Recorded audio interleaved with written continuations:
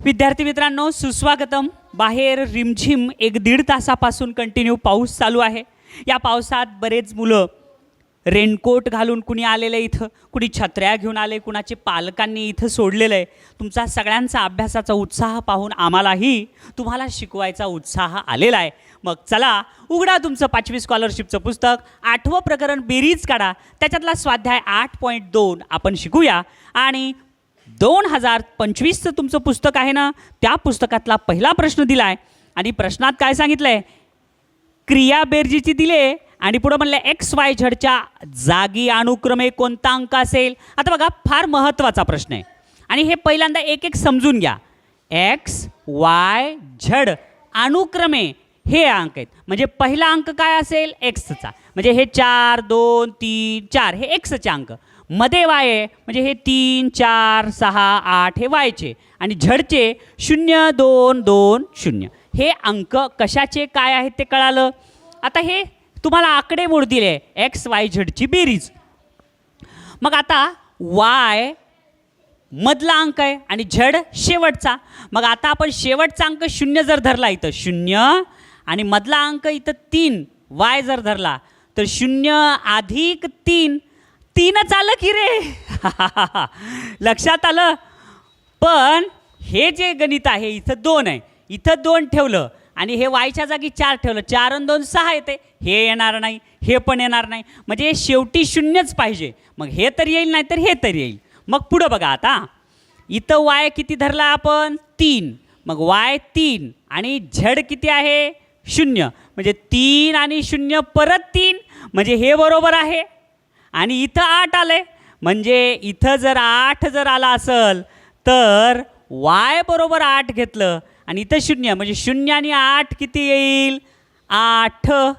आलं का लक्षात? 0 आणि 8 किती आलं? 0 आणि 8 आलं 8. आणि त्याच्यानंतर पुन्हा इथं काय? 8 आणि 0 किती आलं? 8. म्हणजे हे पण येऊ शकतं, हे पण येऊ शकतं. आता पुढं बघू. आता हे इथं Y आहे. Y म्हणजे किती? 3 पकडला आपण आणि झड म्हणजे 0.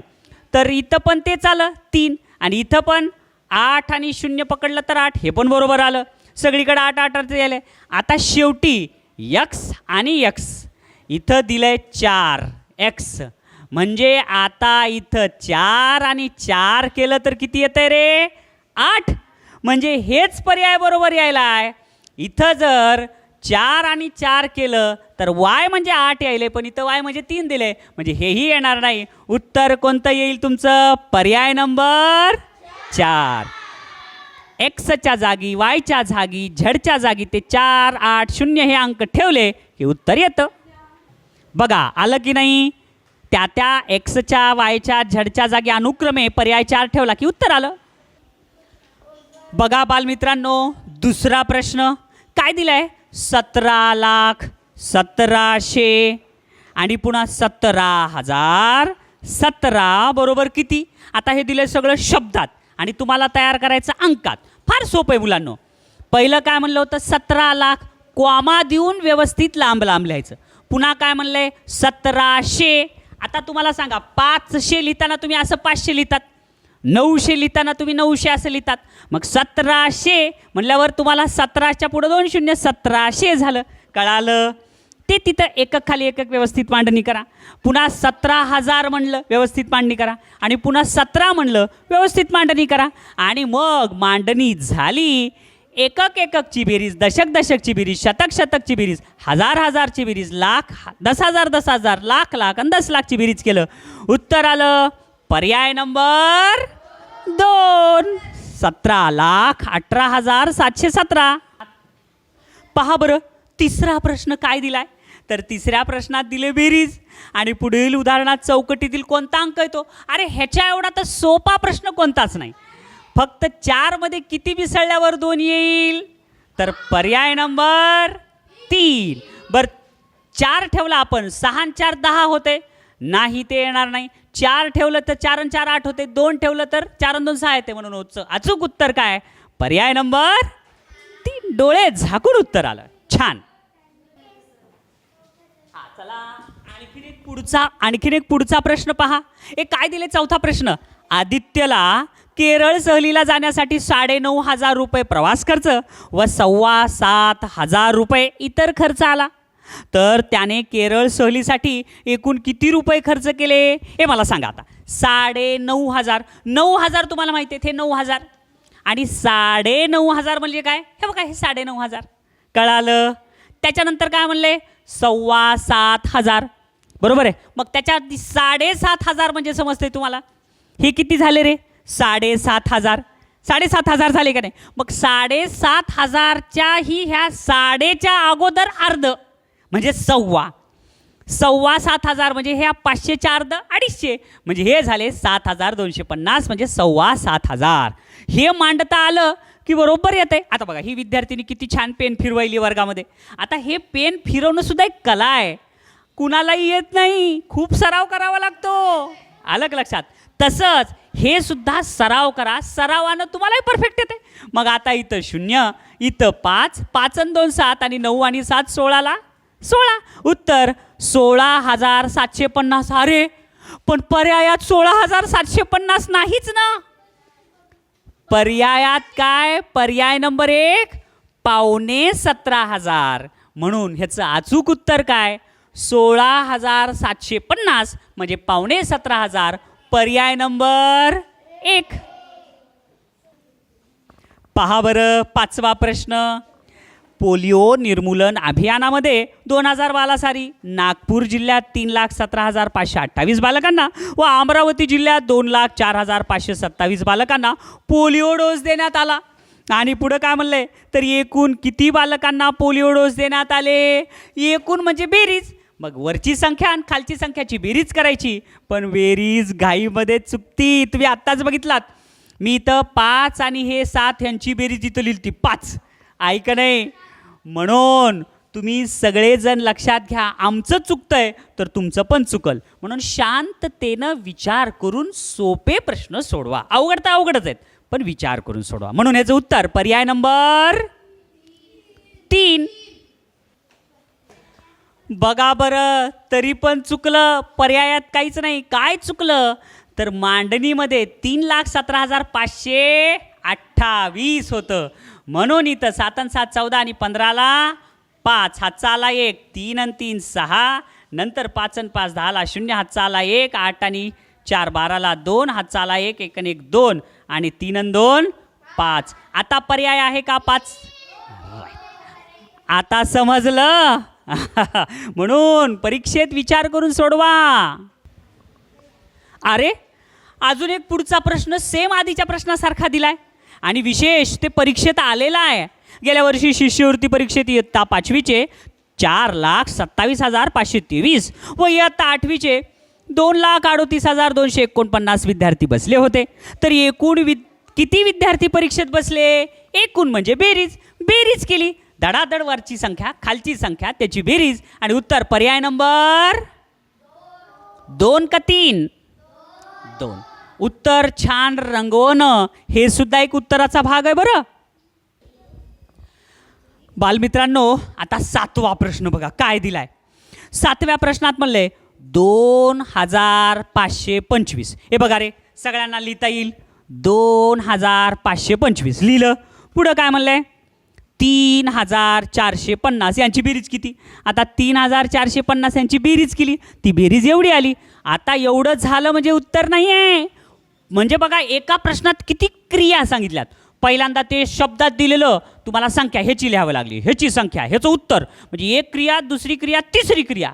आता चौथी पर्याय बघायचे. आता पर्याय बघा काय दिलंय. बी दिलाय 5,975. 5,975 पर्याय नंबर बी म्हणजे पर्याय नंबर 2 राईट करायचं नाही, कारण त्या पर्यायामध्ये बी प्रश्न आहेत. ए बी सी डी पैकी उच्चार कोणाचा चांगला. तर पर्याय बी 5,975 ह्याला म्हणतो आपण. आणि 6,000पेक्षा 25 कमी म्हणजे बी आणि सी येऊ शकतंय. म्हणून ह्याचं उत्तर पर्याय नंबर 2. कळालं. असे सोपे प्रश्न पण एका ह्याच्यात भरपूर सारे प्रश्न दडलेले आहेत. बालमित्रांनो 8वाही प्रश्न तसाच आहे. सेम 8.1 मध्ये जसे दिले होते तसेच प्रश्न आहेत सगळे. बेरीज करा आणि उत्तर शोधा. मग एकाखाली एक व्यवस्थित मांडणी करा आणि मांडणी झाल्यावर ते उत्तर पर्यायात शोधा. 10,30,675 पर्याय 1 मध्ये, म्हणून 8व्याचं उत्तर पर्याय नंबर 1. पुढचा प्रश्न. चला बरं बालमित्रांनो, आणखीन एक प्रश्न पहा. काय दिलाय तो प्रश्न? तर तो प्रश्न दिलेला आहे पहा. एका संख्येतून ही संख्या वजा केली असता वजाबाकी डॅश डॅश येते, तर ती संख्या कोणती? इकडे बघा रे, आता कोणती तरी संख्या आहे, त्या संख्येतून 14,29,638 वजा केले तर वजाबाकी ही आली, तर ही संख्या कोणती म्हणले? मग आता इकडे बघा, उदाहरणार्थ शून्यामधून किंवा कोणत्या तरी एका संख्येमधून 3 वजा केले आणि उत्तर 8 आलं, म्हणजे ही संख्या किती असेल मग? राईट, 11मधून 3 गेले तर 8 येते. मग 11 कसं आलं? तर ह्या दोघांची तुम्ही बेरीज केली, बरोबर आहे. तसंच इथं करायचं, ह्या दोघांची बेरीज करा, वरचं उत्तर येतंय. मग करा. 8 आणि 8 16ला 6 हा चाला 1, 4 आणि 4 8, इथं 6, 9 आणि 7 16ला 6 हा चाला 1, 4 आणि 2 6 आणि 1 7, 4 आणि 3 7 आणि 2 27,76,686. उत्तर पर्याय नंबर किती आलं? पर्याय नंबर 3. कळालं सगळ्यांना रे?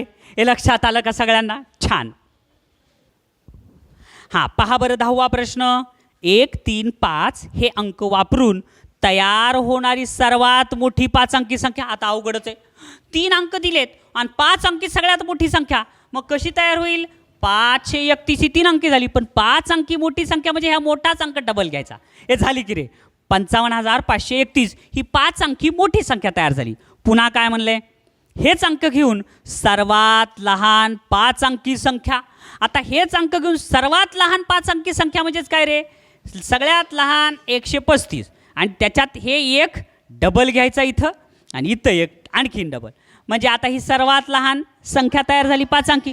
आता ह्यांची बेरीज मग किती आली? 6 6 6 6 6. अरे वा, युवराज सिंगचे 6 6 होते आणि इथं 5 6 आले. पर्याय नंबर किती मग? 6,666. पर्याय नंबर 1. फारच सोपं होतं हे. पहा बरं पुढचा प्रश्न काय म्हणले? 11वा प्रश्न. आणि 11व्या प्रश्नात काय म्हणले? तर 8 अंकी सर्वात लहान संख्या. मग 8 अंकी सगळ्यात लहान संख्या 1 2 3 4 5 6 7 8. ही 8 अंकी सगळ्यात लहान संख्या. आणि पुन्हा काय म्हणले रे? 9 अंकी सर्वात लहान संख्या आणि 9 अंकी सगळ्यात लहान संख्या म्हणजेच किती? 1 2 3 4 5 6 7 8 आणि 9. ही 9 अंकी सगळ्यात लहान संख्या. तर काय म्हणलं, ह्या दोघांचं काय करायची? पोहे करायचे का खिचडी करायची? तर यांची बेरीज करायची. बरं, आपल्याला तर बेरीज येतीच आहे. बेरीज 0 0 0 0 0 0 0 1 1. उत्तर आलं 11 कोटी, जे की पर्याय नंबर किती आहे? पर्याय नंबर 3 झालं. नेक्स्ट पहा 12वा प्रश्न काय दिलाय? नरेंद्रने घाऊक बाजारातून काही माल खरेदी केला बरं का. त्यानं काय केलं? 2000च्या 41 नोटा, 500 रुपयाच्या 112 नोटा आणि 100 रुपयाच्या किती? 225 नोटा दिल्या. तर त्याने त्या मालासाठी एकूण किती रक्कम दिली? मग पहिल्यांदा बघा, हे नोटा आणि संख्या आणि ही नोटा, बरोबर आहे. ही नोटा 2000च्या नोटा 41, 500च्या नोटा 112, 100च्या नोटा 225, ह्याचा गुणाकार केला. 41 41 41 दोन्ही 82, 82 लिहायचं, त्याच्या पुढे 3 शून्य. 112 आणि 5, 112 आणि 5चा गुणाकार 560, 560च्या पुढे हे 2 शून्य लिहायचे आणि 225 एक 225 आणि त्याच्या पुढे 2 शून्य. मग ह्या सगळ्या संख्यांची एकाखाली एकक एकक एकक दशक दशक दशक अशी मांडणी करून बेरीज केली आणि बेरीज आली 1,60,500, जे की पर्याय नंबर किती आहे? 2. समजलं? चला पुढचा प्रश्न. बालमित्रांनो 13वा प्रश्न बघा बरं. 43 दशक.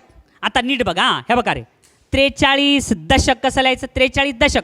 दशक म्हणजे किती? 1 0. मग 1 0 तिथं लिहिला आणि त्याच्या अलीकडे 43 दशक. पुन्हा 545 शतक, शतक म्हणजे 2 शून्य, म्हणजे बघा 545 आणि त्याच्या पुढे 2 शून्य म्हणजे शतक झाले. पुन्हा 6340,000, मग 6340 लिहिलं आणि त्याच्या पुढे 1000 म्हणजे 3 शून्य असतात, कारण एकक दशक शतकच्या नंतर काय असते रे? 1000. एकक दशकच्या नंतर शतक आणि एककच्या नंतर दशक, 43 दशक, 545 शतक, 6340,000. कळालं? म्हणून ह्यांची संख्याची व्यवस्थित मांडणी आली की बेरीज करा. एकक एकक दशक दशक व्यवस्थित मांडणी केली तर उत्तर तुमचं येईल किती आलं? 63,94,930, जे की पर्याय नंबर किती आहे? पर्याय नंबर आहे 4. चला पुढचा प्रश्न पहा बरं. 14वा प्रश्न काय दिलाय? 38,500. मग आता 38,500 म्हणजे किती रे? 38,500. साडे म्हणलं की 500. पुढचं 325. हे मला सांगा, 350 म्हणजे किती? 350 आणि 325 म्हणजे 325. आणि पुन्हा काय म्हणलंय? पाऊणशे. पाऊणशे म्हणजे शेला 25 कमी, म्हणून पाऊणशे म्हणजे 75. जसं 250 म्हणलं की 175, 250 म्हणलं की 275, तसं पाऊणशे म्हणजे नुसतंच 75. आता या सगळ्याची बेरीज करायचं. बेरीज केली, उत्तर आला 38,900, जे की पर्याय नंबर कितीमध्ये आहे? पर्याय नंबर 1. समजलं सगळ्यांना? अशा पद्धतीनं बालमित्रांनो, पुढचा प्रश्न तर नाहीच आहे, पण हे 14 प्रश्न अत्यंत महत्त्वाचे आणि सोपे असे होते. नक्कीच तुम्हाला हे समजलं असेल असं मला वाटतंय.